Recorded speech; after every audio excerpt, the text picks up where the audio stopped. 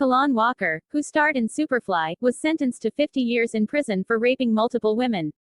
The 27-year-old rapper was convicted on charges of 3 teenage girls and 4 women.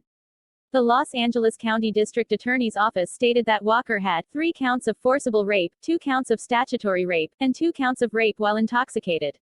"You will see his dark side," the prosecutor told jurors, saying that Kaalan Walker mainly used Instagram and Twitter to lure his intended victims to locations of his choosing, ordering them fake photos or music videos, or making a false promise to introduce them to someone.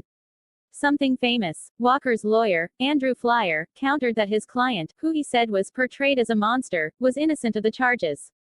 The actor lowered his head and began to sob as the court read out the split verdict. Walker maintained his innocence. In court he said, "I didn't rape anyone, Your Honor. I didn't rape anyone. When I was led away." Los Angeles rapper and Superfly extra Kaalan Walker has been sentenced to 50 years to life in prison for several counts of rape. Police said the 27-year-old would reach out to models offering to help them, luring them to locations he said were for music video shoots or places to meet other celebrities. Once he was alone with the women, he would sexually assault them. Walker was arrested in 2018 and later convicted of 3 counts of forcible rape, 2 counts of statutory rape and 2 counts of rape by intoxication, according to the Los Angeles County District Attorney's Office. His defense lawyer, Andrew Flier, claimed, "Each one of these women voluntarily made their own decisions, according to NBC Los Angeles. He didn't force them. It's payback to Mr. Walker and we're not going to let that happen." However, Deputy District Attorney Cynthia Wallace said Walker was truly a predator.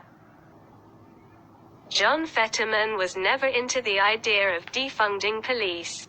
In an interview with Samava, the Pennsylvania candidate for Senate called the idea absurd, and said police are the most important tool in keeping the state's streets safe. "From my own experience I'd say, anytime you have fewer police, you're going to have more crime," he said. "I just feel that police are always going to be a critical part of the conversation. And they are critical to being successful." The murder of George Floyd in 2020 led to calls to defund the police, often by reducing law enforcement budgets and directing some of the funding to mental health services instead.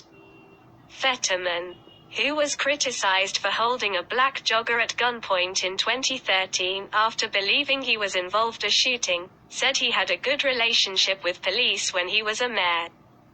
Instead of defunding law enforcement, he said he believes gun control would be more helpful